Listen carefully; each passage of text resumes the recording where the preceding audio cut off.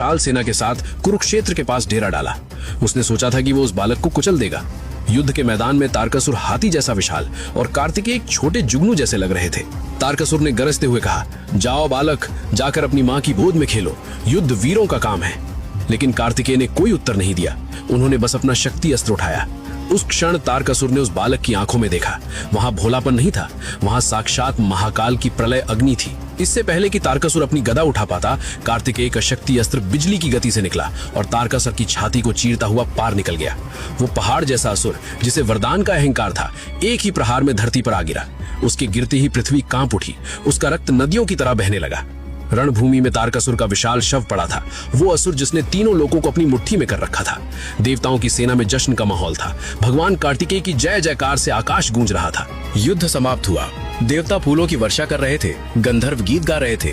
लेकिन उस उत्सव के शोर से दूर जंगल की अंधेरी झाड़ियों के पीछे 3 युवा असुर खड़े थे, तारकाक्ष, कमलाक्ष और विद्युन्माली। उन्होंने अपने पिता के विशाल शव को देखा, उनके सीने में हुए उस घाव को देखा। उन्होंने देखा कि कैसे एक छोटी सी चूक, वरदान में कमी ने उनके पिता को मार डाला। उन्होंने उस दिन आंसू नहीं बहाए, बल्कि एक कसम खाई। उन्होंने समझ लिया कि बल से नहीं, बल्कि बुद्धि और विज्ञान से ही देवताओं को हराया जा सकता है। उन्होंने ठान लिया कि वे अपने पिता की तरह गलती नहीं करेंगे। वे एक ऐसा सिस्टम बनाएंगे जिसे भेदना शिव के पुत्र तो क्या, स्वयं शिव के लिए भी असंभव होगा। और यहीं से नींव पड़ी उस महाविनाश की, जिसे दुनिया त्रिपुरासुर वध के नाम से जानती है। उन्होंने उसी क्षण ये समझ लिया कि अगर देवताओं से जीतना है और मृत्यु को हराना है, तो उन्हें बाहुबल नहीं, बल्कि बुद्धि के उस स्तर पर जाना होगा जहां देवता भी ना पहुंच सके। वे जानते थे कि इस सृष्टि में अमरता प्रकृति के नियमों के विरुद्ध है, उसे सीधे मांगा नहीं जा सकता। इसलिए उन तीनों ने सृष्टि के संविधान में एक लूप होल, यानी एक ऐसी खामी खोजने का फैसला किया जिसे मृत्यु के देवता यमराज भी ना भेद सके। प्रतिशोध की ज्वाला हृदय में लिए तीनों भाइयों ने सुमेरु पर्वत की कंदराओं में जाकर तपस्या आरंभ की। ये तपस्या साधारण नहीं थी।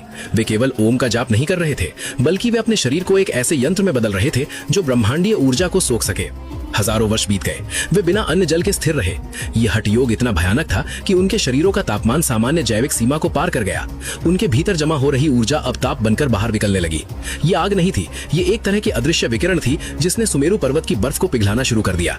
ब्रह्मांड के थर्मल डायनामिक्स बिगड़ने लगे। स्वर्ग में बैठे देवताओं का सिंहासन गर्म होने लगा। हवाएं रुक गईं और ऐसा लगा मानो समय ही थम गया हो। सृष्टि का संतुलन बिगड़ता देख सृजनकर्ता ब्रह्मा जी को विवश होकर प्रकट होना पड़ा। उनके सामने 3 कंकाल जैसे शरीर खड़े थे, जिनके भीतर सूर्य जैसा तेज था।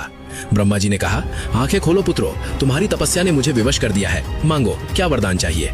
तीनों भाइयों ने एक साथ आंखें खोली। उनकी आंखों में एक विचित्र चमक थी, जैसे किसी ने सदियों से एक गणितीय समीकरण सुलझा लिया हो। उन्होंने कहा, पितामह, हमें अमरता चाहिए। हमें ऐसा शरीर दें जिसे कोई शस्त्र न काट सके, कोई अग्नि न जला सके।